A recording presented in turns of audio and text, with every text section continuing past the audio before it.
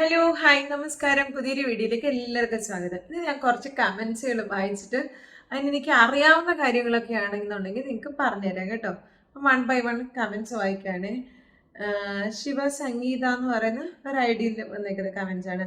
പിന്നെ ഫേസ്ബുക്കിലെ റീൽസ് ഇടുമ്പോൾ film songs കൊടുക്കുമ്പോൾ അതിൻ്റെ ഏണിങ്സ് ഒന്നും കിട്ടുന്നില്ല, എല്ലാ ഫിലിം സോങ്ങും സെലക്ട് ചെയ്യുമ്പോൾ കോപ്പിറൈറ്റ് കാണിക്കുന്നുണ്ടല്ലോ എന്ന് പറയുന്നുണ്ട്.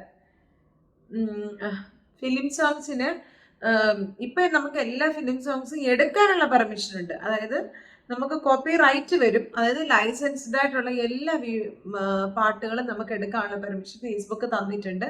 പക്ഷേ പ്രോബ്ലം എന്ന് പറഞ്ഞാൽ കോപ്പിറൈറ്റ് വരുന്നതാണെന്നുണ്ടെങ്കിൽ തീർച്ചയായിട്ടും നമുക്ക് അതിന്റെ റവന്യൂ കിട്ടത്തില്ല. പ്രത്യേകിച്ച് ഷെയറിംഗ് ആയിരിക്കും. ഈ റവന്യൂ ഷെയറിംഗ് എന്ന് പറഞ്ഞ് വരുവാണെന്നുണ്ടെങ്കിൽ നമ്മൾ വിചാരിക്കും പകുതിയൊക്കെ നമുക്ക് കിട്ടുമായിരിക്കും, അല്ലെ ഇത്ര സർട്ടൻ പെർസെൻറ്റേജ് നമുക്ക് കിട്ടുമായിരിക്കും എന്ന് വിചാരിക്കും. പക്ഷേ പലപ്പോഴും അങ്ങനെ കിട്ടാറില്ല കേട്ടോ. എനിക്കും അങ്ങനെ തന്നെയാണ്. റവന്യൂ ഷെയറിംഗ് എന്ന് പറയുന്ന വീഡിയോകളൊക്കെ എത്ര റീച്ച് ചെയ്തെന്ന് പറഞ്ഞാലും 0 ആയിരിക്കും അതിന്റെ റവന്യൂ കാണിക്കുന്നത്. കാരണം അതിന്റെ റവന്യൂ ആ മീൻസ് അതിന്റെ ആ ഓണർക്ക് തീരുമാനിക്കാം നാം എത്ര രൂപ ഈ വീഡിയോ ചെയ്തേക്കുന്ന ആൾക്ക് കൊടുക്കണമെന്ന് ആ ഓണർക്ക് തീരുമാനിക്കാം. അഥവാ അവരിപ്പോ ഒന്നും ഞാൻ കൊടുക്കുന്നില്ല എന്ന് അവർ തീരുമാനിച്ചു കഴിഞ്ഞാൽ നമുക്കൊന്നും കിട്ടത്തില്ല. നമുക്ക് ഒറ്റ ബെനിഫിറ്റ് ഉള്ളതെന്ന് പറഞ്ഞാൽ നമുക്ക് സ്ട്രൈക്ക് വരത്തില്ല, കോപ്പിറൈറ്റ് ക്ലെയിം മാത്രം വരും. അത് നമുക്ക് യൂസ് ചെയ്യാം, ആ പാട്ടുകൾ അല്ലെങ്കിൽ നമ്മൾ എടുക്കുന്ന ആ BGM നമുക്ക് യൂസ് ചെയ്യാം എന്നുള്ളൊരു ബെനിഫിറ്റ് മാത്രമേ ഉള്ളൂ. ഫൈനാൻഷ്യലി നമുക്ക് മിക്കവാറും കോപ്പിറൈറ്റ് ഉള്ള പാട്ടുകളാണെന്നുണ്ടെങ്കിൽ നമുക്ക് ആ വീഡിയോക്ക് കിട്ടുന്ന റവന്യൂ കിട്ടാൻ ഒരു 1% ഒക്കെ സാധ്യതയുള്ളൂ കേട്ടോ. അപ്പൊ ആ കാര്യം ക്ലിയർ ആയല്ലോ. അടുത്തായിട്ട് വാവാച്ചി മീഡിയ എന്ന് പറയുന്ന ചാനലിൽ നിന്ന് ചോദിക്കുന്നത്, ഡ്യുവൽ ആപ്പ് വഴി എടുത്ത് സെക്കൻഡ് ഫേസ്ബുക്ക് അക്കൗണ്ട് പേജ് ആക്കാൻ പറ്റുമോ? ഓപ്ഷൻ കാണുന്നില്ല എന്ന് പറയുന്നുണ്ട്. ഏത് ആപ്പ് വഴിയോ എങ്ങനെ എടുത്തെന്ന് പറഞ്ഞാൽ നിങ്ങൾക്ക് ഫേസ്ബുക്ക് പേജ് ആണോ നിങ്ങൾക്ക് അത് പ്രൊഫഷണൽ ഡാഷ്ബോർഡ് ഓപ്പൺ ചെയ്യാൻ പറ്റും. പക്ഷെ അവിടെയും കുറച്ച് പ്രോബ്ലംസ് ഉണ്ട്.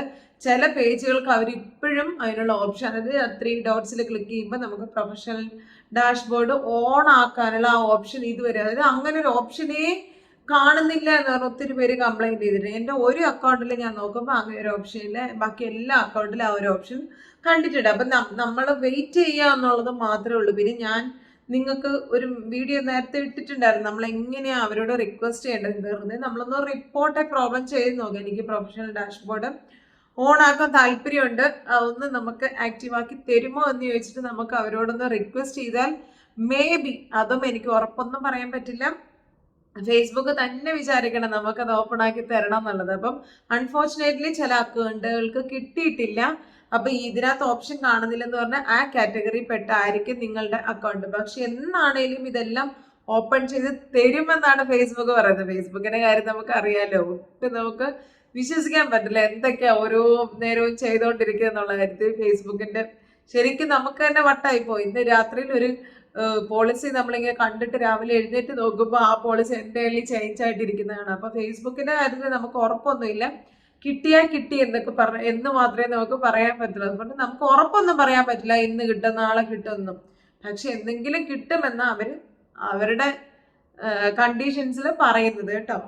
Rini tax form already approve ആണ്, പക്ഷെ എൻ്റെ നെയിം ബാങ്ക് അക്കൗണ്ടിലും പാൻ കാർഡിലും ഒക്കെ ചേഞ്ച് ആയി. അപ്പോൾ ടാക്സ് ഫോമിലെ കൊടുത്ത നെയിമും ഇപ്പോൾ ബാങ്കിലുള്ള നെയിമും മാറ്റം വന്നു. ഇൻ പേ ഔട്ട് കിട്ടാൻ തുടങ്ങുമ്പോൾ അപ്ഡേറ്റ് ഓപ്ഷൻ കൊടുക്കുമ്പോൾ എഡിറ്റ് ചെയ്യാൻ പറ്റുന്നില്ല.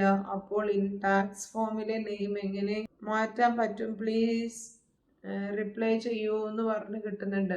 ടാക്സിലെ മീൻസ് അക്കൗണ്ടിലെയും ഇതിലെയും പേര് ഒന്നായിട്ട് വരണം. അത് രണ്ടും നമുക്ക് ചേഞ്ച് ചെയ്യാൻ എങ്ങനെയാ പറ്റുന്നത്? മീൻസ് ടാക്സ് ഫോമിലെന്ന് പറഞ്ഞാൽ നമ്മുടെ പാൻ കാർഡ് വെച്ചിട്ടല്ലേ നമ്മൾ ചെയ്യുന്നത്. അപ്പൊ പാൻ കാർഡിലെ പേരും നമ്മുടെ ബാങ്ക് അക്കൗണ്ടിലെ പേരും സെയിം തന്നെ ആയിരിക്കണം, അല്ലെങ്കിലാണ് ഇഷ്യൂ ഉള്ളത് കേട്ടോ. ആദ്യം അത് കറക്റ്റ് അല്ലാന്നുണ്ടെങ്കിൽ, അതായത് നമ്മുടെ പാൻ കാർഡിലെ പേരും ബാങ്ക് അക്കൗണ്ടിലെ പേരും ഒന്ന് തന്നെ ആയിരിക്കണം. ആ 2 പേരും സെയിം ആയിട്ട് വന്നില്ല എന്നുണ്ടെങ്കിൽ ഇവർ അപ്രൂവ് ആക്കി തരത്തില്ല. നമുക്ക് മോണിറ്റൈസ് ആയി കഴിയുമ്പോൾ പേ ഔട്ട് പെൻഡിങ് ആയിട്ട് ഒത്തിരി പേര് അങ്ങനെ കംപ്ലൈന്റ് ചെയ്യുന്നുണ്ട്. ഫേസ്ബുക്കിന്റെ കാര്യത്തിൽ ശരിക്കും പലപ്പോഴും ഞാൻ തന്നെ ചിന്തിക്കാറുണ്ട്, എന്തോരം ഞാനിരുന്ന് ഇത് സെർച്ച് ചെയ്ത് പഠിക്കുന്നുണ്ട്. ഇന്ന് പഠിച്ച് ഇങ്ങോട്ട് വരുമ്പോഴത്തേക്കൊണ്ടാ നാളെ വേറെ പോളിസി ചേഞ്ച് ആയിട്ട് വന്നേക്കുന്നത്. അപ്പൊ ഫേസ്ബുക്കിന്റെ കാര്യത്തിൽ നമുക്ക് ആരോട് ചോദിക്കാനും ഇല്ല, ഫേസ്ബുക്കിൽ നമുക്ക് കോണ്ടാക്ട് ചെയ്യാനോ ആളില്ല. നമ്മൾ ആകെ നമുക്കുള്ളത് ആ റിപ്പോർട്ടേ പ്രോബ്ലം എന്ന് പറഞ്ഞിട്ടുണ്ട്. പിന്നെ ഒരു മെയിൽ നമുക്ക് അയക്കാൻ പറ്റും, സപ്പോർട്ട് എന്ന് പറഞ്ഞിട്ടൊരു മെയിൽ ഐ ഡിയിലേക്ക്, ഞാൻ ഇതിനു മുമ്പേ അതൊക്കെ പറഞ്ഞിട്ടുണ്ട്. അങ്ങനെ ഒരു മെയിൽ ഐ ഡിയിൽ നമ്മൾ എന്തെങ്കിലും അയച്ചാൽ ചിലപ്പം അവർ റിപ്ലൈ തരും. അത് നമുക്ക് ഉറപ്പൊന്നുമില്ല അവർ റിപ്ലൈ തരും എന്നുള്ള കാര്യത്തിൽ നമുക്ക് ഒരു ഉറപ്പുമില്ല. പക്ഷെ ഇതിനകത്ത് ഞാൻ നോക്കിയിട്ട് നിങ്ങൾ ചെയ്യേണ്ടതെന്ന് പറഞ്ഞാൽ പാൻ കാർഡിലെയും ബാങ്കിലെയും പേര് സെയിം ആയിരിക്കണം. അത് സെയിം അല്ലാതെ നമ്മൾ അപ്ഡേറ്റ് ചെയ്ത് കഴിയുമ്പോഴാണ് നമുക്ക് പേ ഔട്ട് വരും. ഇപ്പോഴൊന്നും ചിലപ്പോൾ പ്രോബ്ലം ഒന്നും അവർ കാണിക്കത്തില്ല. പേ ഔട്ട് വന്നിട്ട് നമുക്ക് പേ ഔട്ട് റിസീവ് ചെയ്യുന്ന സമയത്താണ് ഹോൾഡ് ചെയ്തതും അല്ലെങ്കിൽ അവർ ബ്ലോക്ക് ചെയ്തൊക്കെ വെക്കുന്നത്. അത് രണ്ടൊന്നും ശരിയാക്കി വെക്കാൻ നോക്കുക കേട്ടോ. പിന്നെ ടാക്സ് ഫോമിലെന്ന് പറഞ്ഞാൽ ഞാൻ ഒന്ന് നോക്കിയിട്ട് അതിനെക്കുറിച്ചുള്ള ഓപ്ഷൻ ഉണ്ടെന്നുണ്ടെങ്കിൽ ഞാൻ പറഞ്ഞു തരുന്നതായിരിക്കും കേട്ടോ അടുത്ത വീഡിയോയിൽ. അടുത്തത് സന്തോഷ് കുമാർ ചോദിക്കുന്നത്, മാഡം എൻ്റെ സ്റ്റാറിൻ്റെ ലോക്ക് മാറിയിട്ടുണ്ട്, പക്ഷേ സെറ്റപ്പ് ബട്ടൺ ഇപ്പോൾ കാണുന്നില്ല. ആദ്യം ഉണ്ടായിരുന്നു. എനിക്ക് എൻ്റെ അക്കൗണ്ട് നമ്പർ കൊടുക്കാൻ എന്നെ ഒന്ന് സഹായിക്കാമോ എന്ന് ചോദിക്കുന്നുണ്ട്. അപ്പം നമ്മുടെ കമ്പ്യൂട്ടർ ഓപ്പൺ ചെയ്തിട്ട് അല്ലെങ്കിൽ നമ്മുടെ ഡെസ്ക്ടോപ്പ് സൈറ്റ് മൊബൈലിനകത്ത് ഓപ്പൺ ചെയ്ത് കഴിഞ്ഞാൽ നമുക്ക് സെറ്റപ്പ് എന്ന് പറയുന്ന ഓപ്ഷൻ വരും കേട്ടോ. പിന്നെ സ്റ്റാർ സെറ്റപ്പ് ചിലപ്പോൾ ഓൾറെഡി ആയിട്ടുണ്ടാവും, ചിലപ്പോൾ സെറ്റപ്പ് ആയും കാണും. നമുക്ക് അതിനകത്ത് വലിയ ഓപ്ഷനൊന്നും ഇല്ല. പിന്നെ നമ്മൾ ഇതുവരെ വേറെ ഒന്നും സെറ്റപ്പ് ചെയ്യാത്തവരാണെന്നുണ്ടെങ്കിൽ സ്റ്റാർ സെറ്റപ്പ് ചെയ്യുമ്പോൾ നമ്മൾ എല്ലാം കൊടുക്കണം.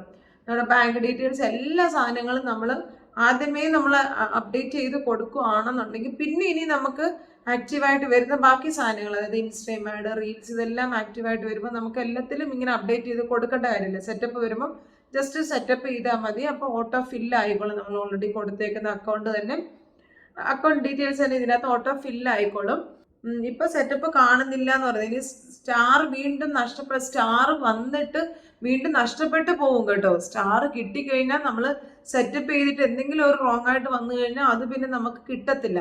അപ്പൊ വീണ്ടും നമ്മൾ ഇതിനു വേണ്ടി ട്രൈ ചെയ്തുകൊണ്ടിരിക്കണം. അതിന് വീഡിയോസ് ഒക്കെ കണ്ടിന്യൂസ് ആയിട്ട് ഇട്ടുകൊണ്ടിരിക്കണം. അപ്പൊ എന്താ മിസ്റ്റേക്കാ നിങ്ങൾക്ക് വന്നേക്കുന്നതെന്നുള്ളത് അറിയില്ല. ജസ്റ്റ് കമ്പ്യൂട്ടർ വഴി ഒന്ന് ഓപ്പൺ ചെയ്ത് നോക്കും, അല്ലെങ്കിൽ നമ്മുടെ മൊബൈലിൽ ഡെസ്ക്ടോപ്പ് സൈറ്റ് ഓപ്പൺ ചെയ്തിട്ട് ഒന്ന് ട്രൈ ചെയ്ത് നോക്കിക്കോളൂ കേട്ടോ. അപ്പോൾ ചിലപ്പോൾ അതിനകത്ത് സെറ്റപ്പ് ഓപ്ഷൻ ഉണ്ടായിരിക്കും. അങ്ങനെയാണെങ്കിൽ നമുക്ക് അതിങ്ങനെ ഈസി ആയിട്ട് ചെയ്യാൻ പറ്റുമേ, ഒന്ന് നോക്കിയോളൂ. അടുത്തായിട്ട് ചോദിക്കുന്നത്, ഹായ് റിനി, ഞാൻ ഓൺ വീഡിയോ തന്നെയാണ് ഇടുന്നത്. എത്ര നാൾ ഗ്രീൻ ആയിരുന്ന ഡോളറിന്റെ അടുത്ത് കാണിച്ചിരുന്നത് ഇപ്പോൾ അത് ഗ്രേ ആയിട്ടുണ്ട്. കേറിയ ഡോളർ കുറയുന്നുണ്ട്, കുറയേ ചെയ്തു. റീൽസിലെ ഇടുന്ന സോങ് നോട്ട് മോണിറ്റൈസ്ഡ് ആയതുകൊണ്ടാണോ? ഫിലിം സോങ്സ് ആണ് ഞാൻ. ശരിയായിരിക്കും. ചില വീഡിയോ എന്നാന്നറിയാമോ, ഇപ്പം ഗ്രീൻ ആയിട്ട് ഇരുന്നത് പെട്ടെന്ന് ഗ്രേ ആയി എന്നുണ്ടെങ്കിൽ അവരിപ്പോഴായിരിക്കും അതിന്റെ കോപ്പിറൈറ്റ് ഡിറ്റക്ട് ചെയ്തേക്കുന്നത് കേട്ടോ. കോപ്പിറൈറ്റ് ഡിറ്റക്ട് ചെയ്ത് അല്ലെങ്കിൽ ഏതെങ്കിലും ഇപ്പം വീഡിയോയുടെ പോർഷൻ ഞാൻ ഓൺ വീഡിയോ ആണെന്ന് പറഞ്ഞു, പക്ഷെ അതിനകത്ത് എന്തെങ്കിലും ഒരു സാധനം ചിലപ്പം മറ്റുള്ളവരുടെ കാണും. ഈ പറഞ്ഞ പോലെ മ്യൂസിക് ആയിരിക്കാം. അങ്ങനെ ഉള്ളപ്പോഴാണ്, അതായത് ലിമിറ്റഡ് മോണിറ്റൈസേഷൻ എന്ന് പറയുന്ന അത് ആ വീഡിയോയിൽ അപ്ലൈ ആയിട്ടുണ്ട്. അതായത് മോണിറ്റൈസേഷൻ ഫുള്ളായിട്ട് കിട്ടത്തില്ല എന്നുള്ളതാണ് അതിൻ്റെ. ഗ്രീൻ ഗ്രേ ആകുക എന്ന് പറഞ്ഞാൽ പൈസ നമുക്ക് കിട്ടത്തില്ല. അതിനകത്ത് ലെസ് ആഡ്സ് ആണ് കാണിക്കുന്നത്, വളരെ ലിമിറ്റഡ് ആയിരിക്കും അതിനകത്ത് ആഡ്സ് കാണിക്കുന്നത്. ഒന്നുകിലും നമുക്ക് കിട്ടുന്ന പൈസ, പക്ഷെ ഷെയറിംഗ് ആണെങ്കിൽ പോലും അതിനകത്ത് ഗ്രീൻ കാണിക്കാറുണ്ട്. ഈ ഗ്രേ വരിക എന്ന് പറഞ്ഞാൽ ലിമിറ്റഡ് ആഡ്സ് എന്നുള്ളതാണ് അതിൻ്റെ അർത്ഥം. അതായത് അതിനകത്ത് ആഡ്സ് കാണിക്കുന്ന വളരെ ചെറിയ എമൗണ്ട് ഓഫ് ആഡ്സ് ആയിരിക്കും അതിനകത്ത് കാണിക്കുന്നത്. അപ്പം അതാണ് അതിൻ്റെ അർത്ഥം കേട്ടോ. അതിനിപ്പം പല ഓപ്ഷൻ വരാം. വേറെ ആരുടെയെങ്കിലും വീഡിയോ വരുന്നത്, കോപ്പിറൈറ്റ് സാധനം വരുന്നത്, അല്ലെങ്കിൽ മ്യൂസിക് കോപ്പിറൈറ്റഡ് മ്യൂസിക് വരുന്നത്, അങ്ങനെയൊക്കെ വരുമ്പോഴാണ് ഈ ലിമിറ്റഡ് ആഡ് വരുന്നത്. അല്ലെങ്കിൽ വേറെ നമ്മളിപ്പോൾ വേറെ ആൾക്കാരുടെയൊക്കെ പ്രത്യേകിച്ച് ഇത് വരുന്നതിൻ്റെ മെയിൻ കാര്യം എന്ന് പറഞ്ഞാൽ നമ്മൾ ഈ നമ്മുടെ ഈ ന്യൂസ് ചാനലുകളൊക്കെ ഉണ്ടല്ലോ, അവരിടുന്ന ഈ തംബ്നെയിലുകളൊക്കെ നമ്മൾ പെട്ടെന്ന് അത് എടുത്തിട്ട് അതിന് ചിലപ്പോൾ നമ്മളൊന്ന് എഡിറ്റ് ചെയ്തിട്ടൊക്കെ ഇടാൻ സാധ്യതയുണ്ട്. പക്ഷെ ഈ തംബ്നെയിൽ സഹിതം അവരുടെ എല്ലാം കോപ്പിറൈറ്റഡ് ആയിരിക്കും. അവരും കോപ്പിറൈറ്റ് എടുത്തിട്ടായിരിക്കും ഇതെല്ലാം പബ്ലിഷ് ചെയ്യുന്നത്. അപ്പോൾ ഇത് എവിടെ ഇങ്ങനെ ഒരു സാധനം വന്നെന്ന് പറഞ്ഞാലും പതുക്കെ കൊണ്ടായാലും ഇന്നല്ലെങ്കിൽ നാളെ ആണെങ്കിലും അത് ഡിറ്റക്ട് ചെയ്തിട്ട് നമുക്ക് ലിമിറ്റഡ് ആഡ്സ് വരും. അങ്ങനെയുള്ളപ്പോഴാണ് ഈ ഗ്രേ ഡോളർ വരുന്നത് കേട്ടോ. സ്മിത ജോസഫ് ചോദിക്കുന്നത്, മാം, ഞാൻ ഫേസ്ബുക്ക് റെക്കമെൻഡ് ചെയ്ത ഓഡിയോ സോങ്സ് മാത്രമാണ് റീൽസ് വീഡിയോയിൽ ഇട്ടത്. ബട്ട് ഇപ്പോൾ റീൽസ് പേജിൽ നീഡ്സ് റിവ്യൂ എന്ന ഒരു മെസ്സേജ് വന്നു. The audio in these reels is unavailable due to music right changes to you can replace the audio in no muted reels ഇങ്ങനെയാണ് കാണിക്കുന്നത്. പ്ലീസ് റിപ്ലൈ എന്ന് പറഞ്ഞത്, അതായത് റീൽസിൽ അവർ റെക്കമെൻഡ് ചെയ്തേക്കുന്ന മ്യൂസിക് ആണ് ഇട്ടേന്ന് പറഞ്ഞേ. അപ്പം അന്നേരം കുഴപ്പമൊന്നും ഇല്ലായിരുന്നു. പക്ഷേ ഇപ്പം നീഡ്സ് റിവ്യൂ എന്ന് പറഞ്ഞ് കാണിക്കുന്നുണ്ട്. അപ്പോൾ എന്ന് പറഞ്ഞാൽ ഇത്രയും നാൾ വരെ ആ മ്യൂസിക്കിന് കോപ്പിറൈറ്റ് ഇല്ലായിരുന്നു എന്നുള്ളത് അർത്ഥം. പക്ഷേ അവരിപ്പം അതിന് കോപ്പിറൈറ്റ് എടുത്തിട്ടുണ്ട്. നിങ്ങൾ വീഡിയോ അപ്ലോഡ് ചെയ്തതിന് ശേഷം ആ ഓഡിയോയ്ക്ക് അവർ കോപ്പിറൈറ്റ് എടുത്തിട്ടുണ്ട്. അതുകൊണ്ടാണ് പെട്ടെന്ന് നീഡ് റിവ്യൂ എന്ന് പറഞ്ഞിട്ട് വരുന്നത്. നിങ്ങൾക്ക് അത് അവിടെ തന്നെ റീപ്ലേസ് ചെയ്യാനുള്ള ഓപ്ഷൻ ഉണ്ട്. 2 പ്രാവശ്യം റീപ്ലേസ് ചെയ്യാനുള്ള ഓപ്ഷൻ ഉള്ളൂ. ഇപ്പം നമ്മളൊന്ന് റീപ്ലേസ് ചെയ്തു, അവർ തരുന്ന ഏതെങ്കിലും ഒരു മ്യൂസിക് അതിനകത്ത് നമുക്ക് ആഡ് ചെയ്ത് കഴിഞ്ഞാൽ പിന്നെ ഒരു പ്രാവശ്യം കൊണ്ട് നമുക്ക് ഇത് ചേഞ്ച് ചെയ്യാനുള്ള ഓപ്ഷൻ ഉണ്ട്. അത് കഴിഞ്ഞാൽ പിന്നെ നമുക്ക് ആ റീൽസിന്റെ ഓഡിയോ, റീൽസിന് എഡിറ്റിംഗ് ഓപ്ഷനേ ഇല്ല ഫസ്റ്റ് ഓഫ് ഓൾ. പിന്നെ ഈ ഒരു ഓപ്ഷൻ മാത്രം നമുക്ക് തന്നിട്ടുണ്ട്. കോപ്പിറൈറ്റ് ഓഡിയോ ആണെന്നുണ്ടെങ്കിൽ അതിനെ റീപ്ലേസ് ചെയ്യാനുള്ള ഓപ്ഷൻ.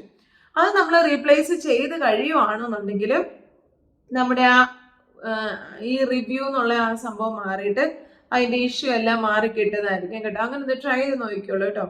കോപ്പിറൈറ്റ് വന്നതുകൊണ്ട് audio in these reels is unavailable due to music rights എന്ന്. അതായത് ചിലപ്പം ഈ ഓഡിയോ മീൻസ് ഈ ഓഡിയോ ചിലപ്പം ആരുടെയെങ്കിലും നമ്മൾ ഈ യൂസ് ദിസ് ഓഡിയോ എന്നൊക്കെ പറഞ്ഞിട്ടായിരിക്കില്ല വരുന്നത്. ഒന്നുകിൽ അവർ ആ വീഡിയോ ഡിലീറ്റ് ചെയ്തിട്ടുണ്ടായിരിക്കും. മീൻസ് അവർക്ക് കോപ്പിറൈറ്റ് വന്നിട്ട് ഈ ഇട്ടവർ കോപ്പിറൈറ്റ് വന്നിട്ട് അവർ ഡിലീറ്റ് ചെയ്തിട്ടുണ്ടായിരിക്കും. അപ്പം നമുക്ക് ഈ ഓഡിയോ അൺഅവൈലബിൾ ആകും. കാരണം അവർ ഓൾറെഡി ഡിലീറ്റ് ചെയ്തിട്ടുണ്ട്. അല്ല നമ്മൾ തന്നെ എഡിറ്റ് ചെയ്തപ്പോൾ നമ്മൾ തന്നെ അതിനെ ഓഡിയോ ചേർത്തിട്ടാണ് പിന്നെ പബ്ലിഷ് ചെയ്യുന്നതെങ്കിൽ നമുക്കേ വരത്തുള്ളൂ ഇഷ്യൂ. നിങ്ങൾക്ക് ഇങ്ങനെ കോപ്പിറൈറ്റ് വന്നെന്ന് പറഞ്ഞിട്ട് വരും.